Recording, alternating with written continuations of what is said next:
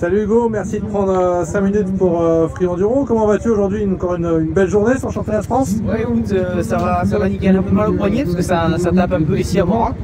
Mais non, bien content, une bonne journée encore. Une victoire scratch officieuse qu'on aime bien sur Free Enduro sortir. Ouais, également ça faisait un petit moment que je courais après avec la Honda, j'étais passé près souvent, mais première victoire avec la Honda, du coup, vraiment, je suis très content. Tu es aussi aligné sur le championnat de France Cross Country ou tu as l'habitude d'avoir la gagne également? Ouais, ça enchaîne, cette année ça enchaîne beaucoup, hein, c'était prévu, mais du coup avec beaucoup de courses, le Cross Country qui va enchaîner la semaine prochaine également, peut-être du bon monde, on sait pas encore, on verra, mais c'est notre moto aussi, je voulais la 450 sur le Cross Country, donc ça fait beaucoup de changements, c'est moi qui l'évolue, mais c'est un petit défi, donc c'est dur à chaque fois de switcher entre la 2.5 et la 450, on sait que c'est deux possibilités complètement différentes. Mais je me régale à faire ça, donc pour l'instant ça marche bien dans le temps. Et en plus une opportunité assez extraordinaire cette année qui s'est présentée sur le mondial. Vu qu'elle n'avait pas assez, pareil on a rajouté un petit peu, ouais, effectivement. Et donc ça s'est rajouté, ça c'était vraiment pas prévu, donc pour remplacer Steve Holcomb sur le mondial et récupérer sa moto. Et donc la 300. Et donc ça s'est passé un peu à la dernière minute, la première empouille ça a été quand même assez délicate, et une semaine avant le Grand Prix en Espagne. Et en Suède malheureusement, j'y suis retourné aussi, j'étais blessé parce que je me suis fait une sale blessure au bras une semaine avant le Grand Prix. On a vu les images là sur une belle cicatrice. Ouais voilà, c'était pas facile, j'ai quand même une chance comme ça, on n'en a pas deux, donc j'ai quand même voulu essayer de tenter le coup là-bas, malheureusement ça l'avait pas fait. Donc là effectivement il y a le Grand Prix d'Angleterre qui arrive à la fin du mois de juillet également. Donc, pour l'instant t'imagines que j'ai pas eu le temps encore de toucher à la moto parce que toutes les courses qui s'enchaînent j'ai pas touché à la 300. Mais là j'aimerais bien quand même me préparer pendant 2-3 semaines le prochain Grand Prix avec la moto. Et tu as récupéré la moto full de Steve, moteur d'usine et tutti quanti. En tout cas, c'est ce qu'on dit. Ton ressenti là-dessus par rapport à cette moto, par rapport à la tienne? C'est une façon de piloter complètement différente de ce qu'on mais habitué en France, on va dire. C'est très agressif. C'est une très bonne moto, mais il faut quand même être bien agressif et à la fois couper parce qu'il y a une puissance qui passe au sol et dans les extrêmes c'est compliqué. Je ne sais pas en Suède, même si j'étais un peu dedans, c'est quelque chose où il faut encore s'habituer. Donc beaucoup de puissance sur la moto par rapport à une autre moto standard, et ça a été bluffant au début. Après on s'y fait bien quand même parce qu'il vaut mieux en avoir trop que pas assez. Et voilà. Impec, on vient d'avoir la présentation pour les ISDE. Qu'est-ce que tu en penses? Forcément heureux de représenter la nation, un objectif de groupe, un objectif personnel en tête là pour ces 6 jours?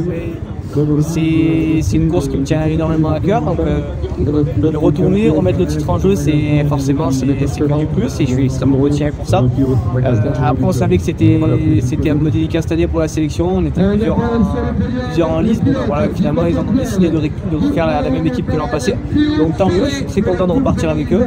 Et voilà, donc ça fait encore une petite série de courses en plus, hein, ça fait juste 6 journées de plus en course. Donc non, c'est super, je suis très content d'y retourner avec la 2.5 du team en France, et voilà. Une moto que tu connaîtras par cœur, peut-être plus facile que celle de Steve en l'occurrence, quoi. Oui, c'est ça. C'est plus simple, mais la moto on la connaît très bien, on sait ce qu'il peut cocher ou pas. J'espère pas. Et puis voilà. Une anecdote qui t'est arrivée depuis le début de ta carrière en spécial ou en liaison? Je viens de dire ça. C'est 2025, c'est ma 10e année en enduro. J'ai commencé en enduro en 2015. J'en avais moins en montagne en 2015 notamment. Et après, première année en enduro, moi c'était on ou off. Je découvrais et je prenais des risques complètement inconscients. Et soit j'étais devant pendant la journée, largement devant, mais je montais en l'air. Soit je terminais second, c'était ça. Et ici à un moment, justement, je me souviens que j'ai pris la plus grosse cabane de ma carrière. Et à chaque fois que je me sens venir repasser un spécial, on l'a fait en long, en large, en travers, dans un sens, dans l'autre. Et à chaque fois que je repasse à côté de la bosse, je me dis que là-bas j'ai gagné un petit joker quand même. Donc voilà, petite anecdote sympa ici à moi. Si aujourd'hui tu pouvais prendre la tête du règlement, éventuellement, qu'est-ce que tu aimerais changer, apporter, modifier sur le championnat de France, que ce soit en termes de liaison, de spécial, qu'est-ce que tu aimerais apporter? Alors là, tu me prends un gros forcément, quand cette année, je suis aussi plus classique. Alors, j'ai envie de te parler de commencer un peu du côté financier. C'est vrai que c'est mon avec son et puis, tu vois, ils ont pris le prix au cross-country également. Donc c'est vrai qu'on se dit pourquoi pas en championnat de France, ça serait bien quand même. Il y a un système de primes qui est mis en place sur le cross-country. On peut comparer à l'MX Elite où ils ont des primes aussi, et nous on est en enduro et il se passe rien. Les promoteurs en cross-country sont bougés cette année pour le faire et c'est super, je les remercie et je les félicite. Après en championnat de France se bouge quand même pour les super tests cette année, c'est quand même bien, ça aligne pas mal le paddock, le community, ça c'est cool. Et ben là tu vois une course comme celle de ce week-end, bien assez quand même, une belle cross. À ce niveau-là, je trouve que c'était bien. Il y a eu une année où on était revenu sur un spécial un peu plus typé classique, on va dire. Et là, on va dire, ça revient. Ça tire un peu plus sur un petit côté européen et on va dire GP, mais ça tire vers le haut. Après, ce qu'il faudrait changer, je sais pas, c'est pas moi qui déclare. Je trouve ça dommage qu'on soit si peu d'élite. Peut-être qu'on a vu plus ce week-end. C'est des fois quand je vois qu'on est 6 sur 2 et sur 8 en 2, je me rappelle il y a encore 4 ans en 2, je crois qu'on était 7 ou 18, 5 en 2. Donc moi j'aimerais attirer plus de monde d'une manière générale en enduro et puis forcément dans la catégorie élite. Oui, peut-être que ça viendra aussi avec sur le Robert. Ouais. Dans 3 à 5 ans, qu'est-ce que tu aimerais accomplir comme objectif de carrière? Où est-ce que tu aimerais être?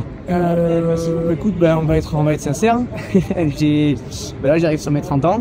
10 ans enduro, sélection aux ISDE, avec guidon cette année, on va dire, d'usine avec Honda. C'est déjà pas mal, je trouve. Déjà cette année, j'aimerais conclure sur des beaux 6 jours. Pourquoi pas un beau Grand Prix. Et pour rien te cacher, j'ai découvert la navigation récemment. Ça me bottait un peu de découvrir ça. Ouais, t'es allé avec Loïc Minaudier. Avec Loïc Minaudier. Et ton pote Nils Sterrick qui fait le Dakar. Hein. C'est ça. Et voilà, ça faisait quelques années que je voulais le faire. Et là, j'ai trouvé le temps d'y aller. Et ça m'a beaucoup plu. Donc, je te cache pas que c'est une idée qui est en train de mûrir dans ma tête dans les mois ou années qui viennent. Bon, un petit coucou à quelques personnes éventuellement, s'ils veulent te faire des propositions. En tout cas, faire les choses intelligemment. Enfin, son temps pas trop non plus, mais voilà, en tout cas, c'est quelque chose qui m'a beaucoup plu. Donc maintenant, découvrir ça, comment dire, on va dire en vitesse réelle, parce que là, j'étais dans des chemins typés enduro, donc maintenant, je vais voir ce que ça donne avec de la vitesse de plaisir. Mais c'est un truc que je regarde depuis que je suis gamin, j'en rêve, je me suis toujours mis un peu des freins pour pas y aller, pour rester en enduro, mais aujourd'hui, voilà, la trentaine, en enduro, je me régale, c'est toujours génial.